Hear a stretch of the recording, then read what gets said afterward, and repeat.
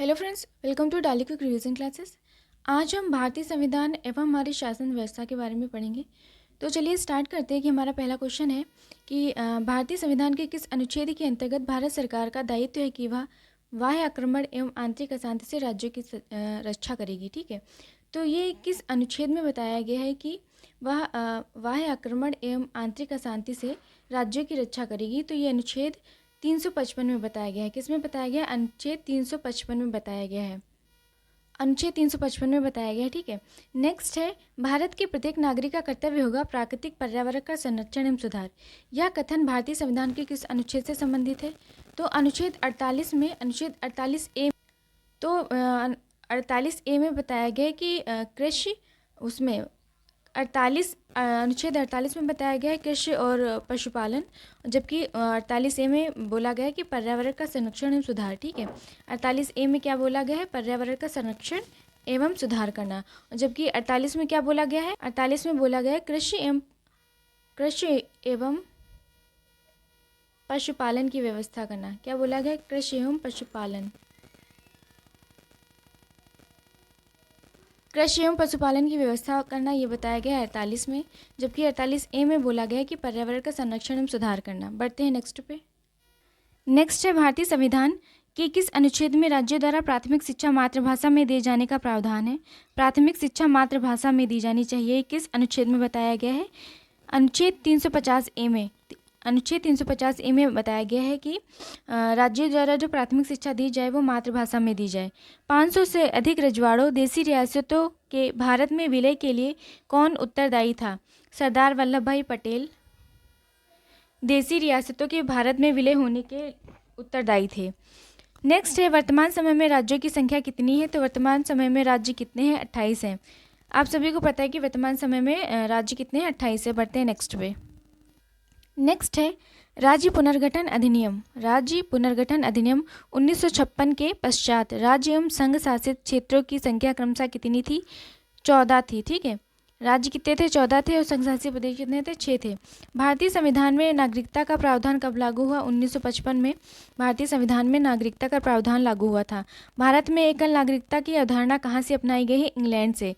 एकल नागरिकता की अवधारणा कहाँ से अपनाई गई है? इंग्लैंड से। इसी प्रकार और क्या क्या इंग्लैंड से लिया गया है? एकल नागरिकता की जो एकल नागरिकता है वो इंग्लैंड से ली गई। इसी प्रकार विधि का शासन ये भी इंग्लैंड से लिया गया है। विधि का शासन इंग्लैंड से लिया गया है। कानून बनाने की प्रक्रिया भी इंग्लैंड से ली गई है। संसदीय व्यवस्था इंग्लैंड से ली गई है। ठीक है, कानून बनाने की प्रक्रिया इंग्लैंड से ली गई है। कानून बनाने की प्रक्रिया भी इंग्लैंड से ली गई है। संसदीय व्यवस्था भी इंग्लैंड से ली गई है। संसदीय व्यवस्था भी इंग्लैंड से ली गई है। ठीक है, तो ये इंपॉर्टेंट है, याद रखिएगा कि इंग्लैंड से क्या क्या लिया गया है। जैसे कि भारत में एकल नागरिकता की जो अवधारणा कहाँ से ली गई है? इंग्लैंड से ली गई है। विधि का शासन कहाँ से लिया गया? इंग्लैंड से लिया गया। संसदीय व्यवस्था इंग्लैंड से ली गई है। कानून बनाने की प्रक्रिया भी इंग्लैंड से ली गई है। बढ़ते हैं नेक्स्ट पे। नेक्स्ट है हमारा कि किस देश में दोहरी नागरिकता का सिद्धांत स्वीकार किया गया है? दोहरी नागरिकता कहाँ पर है? अमेरिका में। दोहरी नागरिकता अमेरिका में है। और अभी मैंने आपको बताया कि इंग्लैंड से क्या क्या लिया गया है, तो अमेरिका से अभी क्या क्या लिया गया? अमेरिका से क्या लिया गया? मूल अधिकार लिए गए। ठीक है, अमेरिका से मूल अधिकार और क्या लिया गया अमेरिका से? वित्तीय आपातकाल भी अमेरिका से। ठीक है, वित्तीय आपातकाल। ठीक है, वित्तीय आपातकाल अमेरिका से लिया गया है। न्यायपालिका की स्वतंत्रता भी अमेरिका से। राष्ट्रपति पर जो महाभियोग लगता है वो भी अमेरिका से लिया गया है। ठीक है, तो इम्पोर्टेंट हो जाता है राष्ट्रपति पर महाभियोग। ये पूछ लेता है कि राष्ट्रपति पर महाभियोग कहाँ से लिया गया है? तो ये भी अमेरिका से ही लिया गया है। नेक्स्ट है कि ये इम्पोर्टेंट है, पूछ सकता है, मौलिक अधिकार संविधान के किस भाग में वर्णित है? तो मौलिक अधिकार किस में वर्णित है? भाग 3 में। ठीक है, मौलिक अधिकार भाग 3 में वर्णित है। और कितने से कितने अनुच्छेद में है? 12 से 35 के अंतर्गत। 12 के 35 से अंतर्गत मौलिक अधिकार कितने हैं?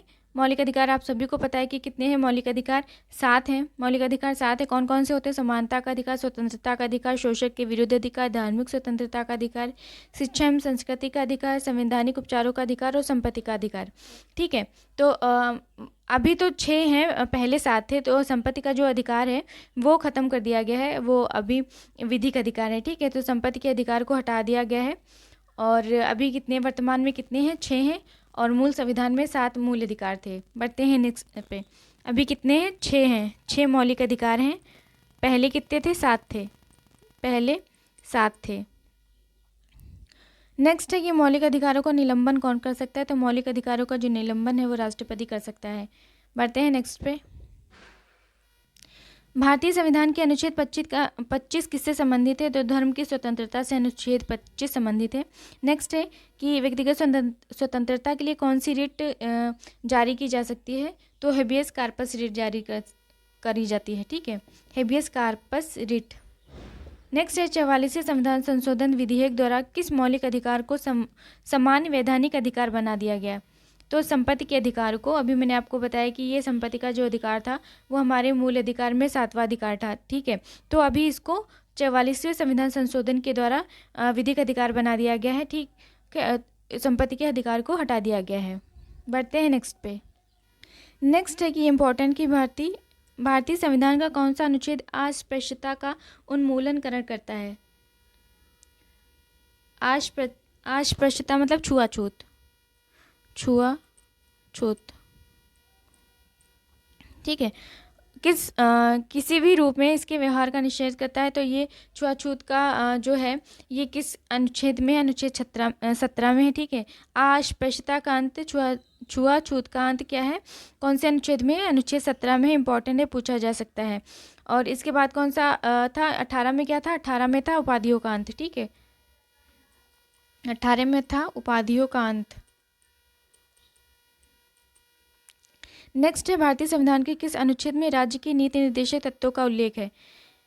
किस अनुच्छेद में राज्य के नीति निर्देशक तत्वों का उल्लेख है? तो अनुच्छेद 36 से 51 में राज्य के नीति निर्देशक तत्वों का उल्लेख है, 36 से 51 में। और ये कहाँ से लिए गए हैं? राज्य के नीति निर्देशक तत्व कहाँ से लिए गए हैं? नीति निर्देशक तत्व कहाँ से लिए गए हैं? ये आयरलैंड से लिए गए। कहाँ से लिए गए हैं? आयरलैंड से लिए गए हैं। आयरलैंड से लिए गए हैं। नीति निर्देशक तत्व कहाँ से लिए गए? आयरलैंड से लिए गए हैं। भारत के किस राज्य में समान नागरिक संहिता लागू होती है? तो ये किस राज्य में समान नागरिक संहिता लागू है? तो ये गोवा में है। कहाँ पर है? गोवा में समान नागरिक संहिता लागू है। ये इंपॉर्टेंट है, याद रखिएगा, पूछ सकता है। बढ़ते हैं नेक्स्ट पे। नेक्स्ट है संसद के 2 क्रमिक अधिवेशनों के बीच अधिकतम कितने समयांतराल की अनुमति है? अधिकतम 6 माह की। नेक्स्ट है भारत संसद के किसी सदस्य की सदस्यता तब समाप्त समझी जाती है यदि वह बिना सदन को सूचित किए अनुपस्थित रहता है। अगर वो 60 दिन तक नहीं आता है तो उसकी सदस्यता समाप्त समझी जाती है। ठीक है, किसी विधेयक को भारतीय संसद के दोनों सदनों द्वारा अलग विशेष बहुमत से पारित होना आवश्यक है। किसके द्वारा? संविधान संशोधन विधेयक के द्वारा। संविधान संशोधन विधेयक के द्वारा। बढ़ते हैं नेक्स्ट पे। भारत के राष्ट्रपति निर्वाचित होने के पात्र बनने के लिए किसी व्यक्ति की आयु कितनी होनी चाहिए? किसी व्यक्ति की आयु कितनी होनी चाहिए? 35 वर्ष होनी चाहिए। राष्ट्रपति चुनाव संबंधी मामले किसके पास भेजे जाते हैं? उच्चतम न्यायालय के पास भेजे जाते हैं। किसके पास भेजे जाते हैं? उच्चतम न्यायालय के पास भेजे जाते हैं। भारतीय राष्ट्रपति के सर्वसम्मति से चुने जाने का अभी तक का एकमात्र उदाहरण है नीलम संजीव रेड्डी। नीलम संजीव रेड्डी सर्वसम्मति से चुने गए थे और ये अभी तक एकमात्र ऐसे उदाहरण है। बढ़ते हैं नेक्स्ट पे। नेक्स्ट है राष्ट्रपति को लोकसभा में किन 2 सदस्यों को मनोनीत करने का अधिकार है? तो 2 एंग्लो इंडियन सदस्यों को मनोनीत करने का अधिकार था, अभी नहीं है, क्योंकि अनुच्छेद 331 के द्वारा ये मनोनीत करते थे। राष्ट्रपति जो थे, राष्ट्रपति 2 आंग्ल भारतीयों को राष्ट्रपति मनोनीत करते थे अनुच्छेद 331 के द्वारा। किसके द्वारा? 331 के द्वारा मनोनीत करते थे। लेकिन अभी ये प्रावधान समाप्त कर दिया गया है। कब समाप्त कर दिया था? 2020 से समाप्त कर दिया गया है। 2020 से ये समाप्त कर दिया गया है। अभी हमने लोकसभा की बात हुई तो लोकसभा के बारे में जान लेते हैं कि लोकसभा के अधिकतम सदस्य 550 हो सकते हैं। लोकसभा में अधिकतम सदस्य कितने हो सकते हैं? लोकसभा में अधिकतम सदस्य कितने हो सकते हैं? 550 हो सकते हैं। कितने हो सकते हैं? 550 हो सकते हैं। और परंतु वर्तमान में कितने हैं सदस्य हैं? 543 हैं। वर्तमान में कितने सदस्य हैं? 43 हैं और कम से कम 25 वर्ष की आयु होनी चाहिए। 25 वर्ष की आयु होनी चाहिए लोकसभा का सदस्य, ठीक है। 25 वर्ष की आयु होनी चाहिए और कार्यकाल कितना होना चाहिए? 5 वर्ष होना चाहिए। 5 वर्ष, कार्यकाल 5 वर्ष होता है। और ये लोकसभा में जो 2 आंग्ल भारतीय थे जिनको राष्ट्रपति मनोनीत करता था, अनुच्छेद 331 के द्वारा ये प्रावधान 2020 में समाप्त कर दिया गया है। लोकसभा का सदस्य होने के लिए योग्यता क्या क्या होना चाहिए? भारत का नागरिक हो, किसी भी लाभ के पद पर ना हो और कम से कम 25 वर्ष की आयु पूरी कर चुका हो, ठीक है। तो इसके अध्यक्ष और इसमें पदाधिकारी होते हैं अध्यक्ष और उपाध्यक्ष, ठीक है। बढ़ते हैं नेक्स्ट पर। जब राष्ट्रपति एवं उपराष्ट्रपति का पद खाली हो तो राष्ट्रपति के पद पर कौन होता है? मुख्य न्यायाधीश होता है, ठीक है। तो उनका कार्य कौन संभालता है? भारत के राष्ट्रपति के पद पर कौन होता है? मुख्य न्यायाधीश होता है। नेक्स्ट है, भारतीय गणतंत्र का वह कौन सा राष्ट्रपति था जो सदा भारतीय धर्मनिरपेक्षता को सर्वधर्म समभाव कहता रहा? Doctor S Radhakrishnan. भारतीय धर्मनिरपेक्षता को सर्वधर्म समभाव कहता रहा, कौन कहता रहा? Doctor S Radhakrishnan. नेक्स्ट है कि राज्यसभा की बैठकों का सभापतित्व कौन करता है? तो राज्यसभा की जो बैठकें होती हैं उनका सभापति कौन होता है? उपराष्ट्रपति होता है। कौन होता है? उपराष्ट्रपति होता है। और राज्यसभा किस अनुच्छेद में आती है? तो अनुच्छेद 80 में आती है। किस में आती है? अनुच्छेद 80 में आती है। और इसकी योग्यता, राज्यसभा का सदस्य होने के लिए योग्यता क्या होनी चाहिए? कि भारत का नागरिक हो, किसी भी लाभ के पद पर ना हो, कम से कम 30 वर्ष की आयु पूरा कर चुका हो। आयु क्या हो? लोकसभा में क्या था? आयु कितनी थी? 25 वर्ष की आयु पूरा कर चुका हो। यहाँ पर आयु है 30 वर्ष की आयु पूरी कर चुका हो, ठीक है। तो इसे उच्च सदन भी कहते हैं। राज्यसभा को उच्च सदन कहते हैं और लोकसभा को निम्न सदन कहते हैं। राज्यसभा को उच्च सदन कहते हैं, राज्यसभा को क्या कहते हैं? उच्च सदन कहते हैं। और लोकसभा को क्या कहते हैं? निम्न सदन कहते हैं। राज्यसभा को उच्च सदन कहते हैं। किस अनुच्छेद में है? अनुच्छेद 80 में है। आयु कितनी होनी चाहिए? 30 वर्ष की आयु होनी चाहिए, ठीक है। और जो लोकसभा की में सदस्यों की आयु 25 वर्ष की आयु होनी चाहिए थी। कार्यकाल कितना होता है? कार्यकाल इनका 6 वर्ष होता है। कार्यकाल क्या होता है? 6 वर्ष होता है। कार्यकाल 6 वर्ष होता है। और जो राज्यसभा के जो सदस्य होते हैं उनका निर्वाचन कैसे होता है? जो सदस्य होते हैं उनका निर्वाचन कैसे होता है? उनका निर्वाचन विधानसभा के सदस्यों के द्वारा होता है। किसके द्वारा होता है? विधानसभा के सदस्यों के द्वारा होता है। किसके द्वारा होता है? विधानसभा के सदस्यों के द्वारा होता है। विधानसभा के सदस्यों के द्वारा होता है। नेक्स्ट है, उपराष्ट्रपति को कौन चुनता है? तो निर्वाचक मंडल उपराष्ट्रपति को चुनता है। भारत के प्रथम उपराष्ट्रपति कौन थे? तो आप सभी को पता है कि भारत के प्रथम राष्ट्रपति कौन थे? डॉक्टर एस राधाकृष्णन थे। कौन थे? डॉक्टर एस राधाकृष्णन थे भारत के उपराष्ट्रपति। बढ़ते हैं नेक्स्ट पे। नेक्स्ट है, राज्यसभा के लिए राष्ट्रपति द्वारा कितने सदस्य नामित किए जाते हैं? तो 12 सदस्य नामित किए जाते हैं। कितने सदस्य नामित किए जाते हैं? 12 सदस्य नामित करे जाते हैं। और राज्यसभा में अधिकतम 250 सीट होती हैं, ठीक है। 250 सीट हो सकती हैं। वर्तमान में कितनी है? 245 हैं। अधिकतम कितनी हो सकती हैं? 250 हो सकती हैं। और वर्तमान में कितनी है? 245 हैं। वर्तमान में कितनी है? 245 हैं। अभी मैंने आपको बताया था कि राज्यसभा कौन से अनुच्छेद में? अनुच्छेद 80 में है। और ये स्थायी सदन कहलाता है, उच्च सदन कहलाता है ना। और योग्यता क्या होती है? भारत का नागरिक हो, किसी भी लाभ के पद पर ना हो और अधिकतम आयु 30 वर्ष पूरी कर चुका हो। कार्यकाल कितना होता है? 6 वर्ष कार्यकाल होता है। निर्वाचन कैसे होता है? कि विधानसभा के सदस्यों के द्वारा निर्वाचन होता है इनका, ठीक है। विधानसभा के सदस्यों के द्वारा इनका निर्वाचन होता है। राज्यसभा के सदस्यों का कार्यकाल कितने वर्ष होता है? 6 वर्ष होता है। अभी मैंने आपको बताया। राज्यसभा के सभापति की अनुपस्थिति में राज्यसभा का कार्य कौन करता है? तो उपराष्ट्रपति जो होता है वो राज्यसभा का कार्य करता है, अगर राज्यसभा का सभापति अनुपस्थित है तो। नेक्स्ट है कि लोकसभा द्वारा पारित धन विधेयक राज्यसभा द्वारा भी पारित मान लिया जाता है यदि उच्च सदन उस पर किसी समय सीमा में कार्य संपादित ना कर सके। तो कितने दिन तक रोका जाता है? 14 दिन तक, है ना। नेक्स्ट है, सर्वप्रथम किस फिल्म अभिनेता को राज्यसभा का सदस्य मनोनीत किया गया? पृथ्वीराज कपूर को। किसको? पृथ्वीराज कपूर को। नेक्स्ट है, लोकसभा की अधिकतम सदस्य संख्या कितनी हो सकती है? 552 हो सकती है। कितनी हो सकती है? लोकसभा के सदस्यों की अधिकतम संख्या कितनी हो सकती है? 552 हो सकती है। बढ़ते हैं नेक्स्ट पे। नेक्स्ट है कि लोकसभा का चुनाव लड़ने के लिए इच्छुक व्यक्ति की न्यूनतम आयु कितनी होनी चाहिए? तो 25 वर्ष होनी चाहिए। अभी मैंने जस्ट आपको पीछे बढ़ाया था कि लोकसभा का चुनाव लड़ने के लिए व्यक्ति की आयु कितनी होनी चाहिए? 25 वर्ष होनी चाहिए। और इसी प्रकार राज्यसभा का चुनाव लड़ने के लिए उसकी अधिकतम आयु कितनी होनी चाहिए? 30 वर्ष होनी चाहिए। लोकसभा को हम निम्न सदन कहते हैं। क्या कहते हैं? निम्न सदन कहते हैं। लोकसभा को क्या कहते हैं? हम निम्न सदन कहते हैं। क्या कहते हैं? निम्न सदन कहते हैं।